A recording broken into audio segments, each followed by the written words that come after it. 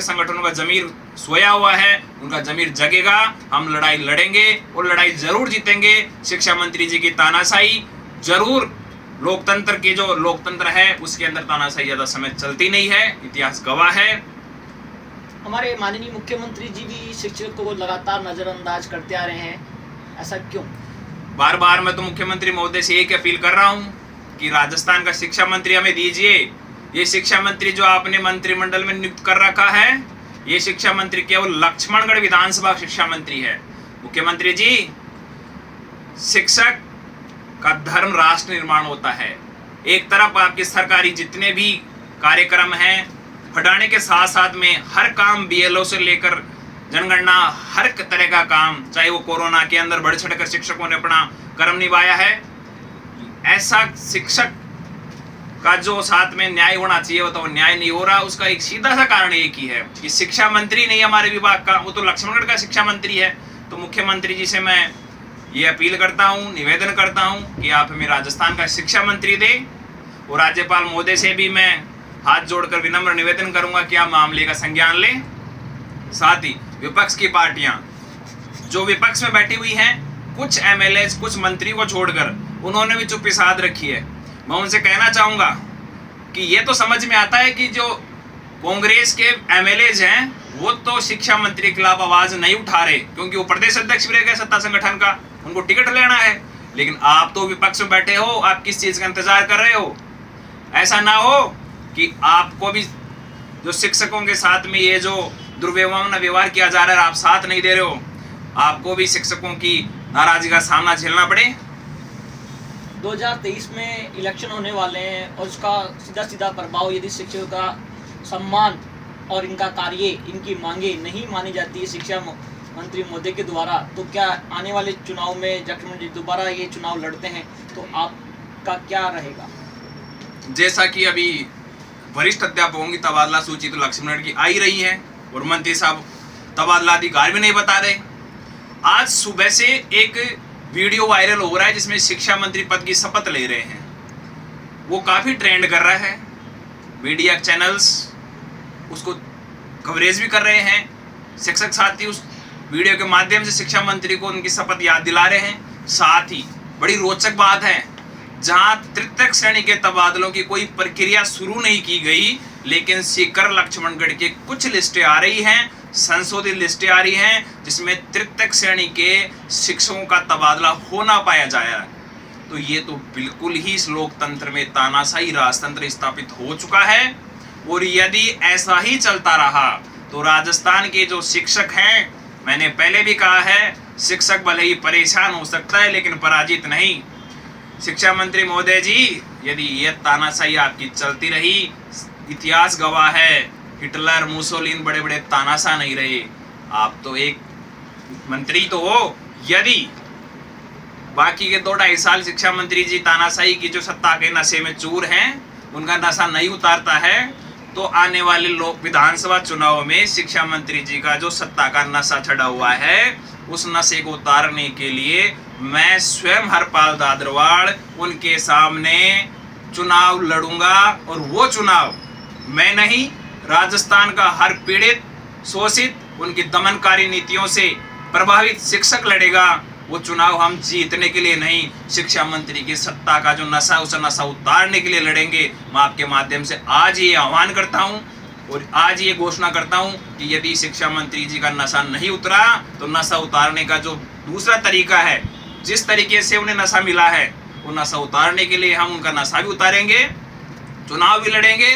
और उनको जो अभी तो वो बोलते हैं ना कि लक्ष्मणगढ़ के मतदाताओं ने हमें वोट दिया है, मेरा कर्म बनता है, फर्ज बनता है। तो शिक्षा मंत्री जी, आपको लक्ष्मणगढ़ के मतदाताओं ने वोट देके विधानसभा भेज दिया, आपको मंत्री बन गए, अब सत्ता के प्रदेश अध्यक्ष हैं। तो अब वही लक्ष्मणगढ़ के मतदाता आपको, हम सब मिलकर राजस्थान का पीड़ित शोषित शिक्षक, आपका जो ये नशा है शिक्षा मंत्री का, प्रदेश अध्यक्ष का, वो भी हम उतारेंगे यदि आपका ऐसा नहीं उतरता है। क्योंकि जो नशा है वो सत्ता का है, और सत्ता आपने लोकतांत्रिक प्रक्रिया में भाग लेकर पाया है, विधायक बने हो, मंत्री बने हो। जब आप चुनाव ही नहीं जीत पाओगे आगे, तो हम देखेंगे फिर कौन सा नशा आपके वो दिन मुझे आज भी याद है, जब 2015 13 14 15 में जब बीजेपी के कार्यकाल में हम आंदोलन किया करते थे, शिक्षा मंत्री जी विधायक हुआ करते थे, तब ये हमारे साथ में आके बैठते थे। कहीं शिक्षा मंत्री जी ये ना हो जाए क्या विधायक ही नहीं रहे और जो ओपीएस पेंशन है उसी पे जीवन यापन करना पड़े। ये भी विडम्बना की बात है। मैं ओपीएस की बात आगे तो करूंगा। अभी आरटीआई के माध्यम से पता चला है कि ओपीएस लागू करना ना करना ये राज्य सरकार का स्पेशल अधिकार है, जहां एक और ये जो विधायक हैं, मंत्री हैं राजनीतिक, ये ओपीएस पेंशन नीति का फायदा उठा रहे हैं, जबकि 2004 बाद में जो भी कार्मिक लगे उनके एनपीएस के नाम पर उनके साथ खिलवाड़ किया जा रहा है, उनकी भविष्य निधि को शेयर मार्केटों में चोबा जा रहा है। तो मैं आपके माध्यम से भी मांग करूंगा कि मंत्री महोदय, बहुत बड़ा आंदोलन, बड़ा जन सैलाब आएगा, ये ओपीएस नाम की जो पेंशन नीति ये भी लागू करनी पड़ेगी। ये तो अभी मेरे मीडिया के बंधु साथी, वरिष्ठ अध्यापकों का तृतीय श्रेणी का जो तबादलों के लिए जो आंदोलन चल रहा है, ये तो ट्रेलर मात्र है। ओपीएस नाम का जो आंदोलन होगा, असली फिल्म तो वो बाकी है। लड़ेंगे, जीतेंगे और सत्ता में चूर मत होश। वो महारानी से पूछना, महारानी जी ने बड़ा नशा किया था वसुंधरा जी ने, मैं तो महारानी कहूंगा। वो तो उन्होंने भी बड़ा सत्ता का अहंकार दिखाया था, वो आज कहाँ है आपको पता है। तो आगे चलकर आप कौन से दल को ज्वाइनिंग करने वाले हैं? भारतीय जनता पार्टी से चुनाव लड़ना चाह रहे हैं या हनुमान बेनीवाल जी की पार्टी जो है अभी राजस्थान में जो अपना वर्चस्व बनाने की कोशिश करी है उससे, या आप निर्दलीय अपना ही है कोई दल, या आप खुद लड़े? मैं पहले भी आपको बोल चुका हूँ कि राजस्थान विधानसभा में 200 एमएलएज है। एक लक्ष्मणगढ़ के मंत्री महोदय को छोड़कर 199 एमएलए को हमारी बात उठानी चाहिए। रही बात विपक्ष की, मुख्य बीजेपी, आरएलपी, निर्दलीय जो भी है, बीएसपी, इनको भी बात उठानी चाहिए। रही बात हमारी चुनाव लड़ने की ना लड़ने की, ये उस बात पर निर्भर करेगी कि शिक्षा मंत्री का नशा कब तक उतरता है। यदि 2023 तक इनका नशा नहीं उतरता है तो हम उस समय उचित रूप से हम निर्णय करेंगे सभी शिक्षक बैठकर। ये मेरा व्यक्तिगत निर्णय तो है नहीं। जैसा कि मैंने कहा कि मैं चुनाव स्वयं थोड़ी लड़ूंगा, ये तो राजस्थान के पीड़ित, शोषित और दमनकारी नीति से दबे हुए शिक्षकों की आवाज चुनाव लड़ेगी। ये चुनाव शिक्षा मंत्री का जो सत्ता का नशा है उसे नशा उतारने के लिए लड़ेगी। ये जो गलत परंपराएं बन रही हैं, शिक्षा मंत्री जो भी कि अपने विधानसभा का तो अधिकार मानते हैं शिक्षकों को ट्रांसफर के, अन्य का अधिकार नहीं मानते। यदि हम उनका नशा नहीं उतारेंगे तो ये गलत परंपरा की नींव डल जाएगी।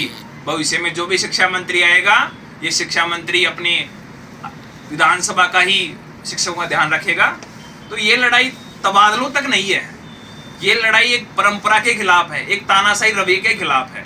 क्योंकि हम नहीं चाहते कि शिक्षकों के साथ भविष्य में ये परंपरा का उनको सामना करना पड़े।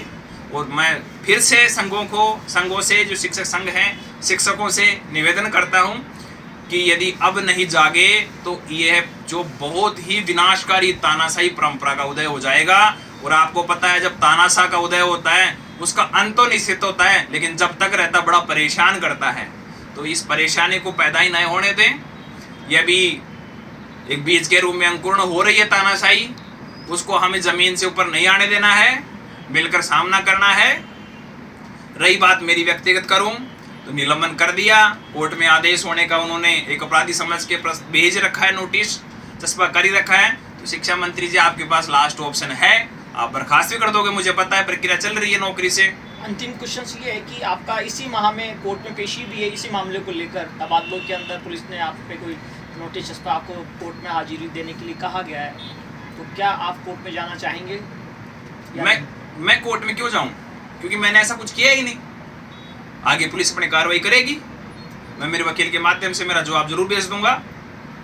न्यायिक प्रणाली का मैं सम्मान करता हूं, लेकिन उस न्यायिक प्रणाली का मैं विरोध करता हूं जो राजनीतिक संरक्षण के माध्यम से, राजनीतिक द्वेषता के कारण, उनके इशारे मात्र से यदि कोई कोर्ट के नोटिस चस्पा करती है तो मैं उसका विरोध भी करता हूं। लड़ेंगे।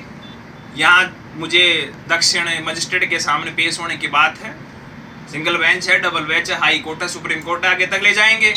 और ये शिक्षा मंत्री जी, ये जो सिर्फ लक्ष्मणगढ़ के साथ में जो बड़ा लक्ष्मणगढ़ का शिक्षा मंत्री का प्रेम मोह दिखा रहे हैं, उसको भी हम कोर्ट में चैलेंज कर रहे हैं जल्दी कि ऐसा कैसे हो गया कि वहाँ का तो शिक्षकों को अधिकार और उनका अधिकार नहीं है। तो ये लड़ाई सड़कों से लेकर कोर्ट तक लड़ी जाएगी और जो अंतिम जो सत्ता का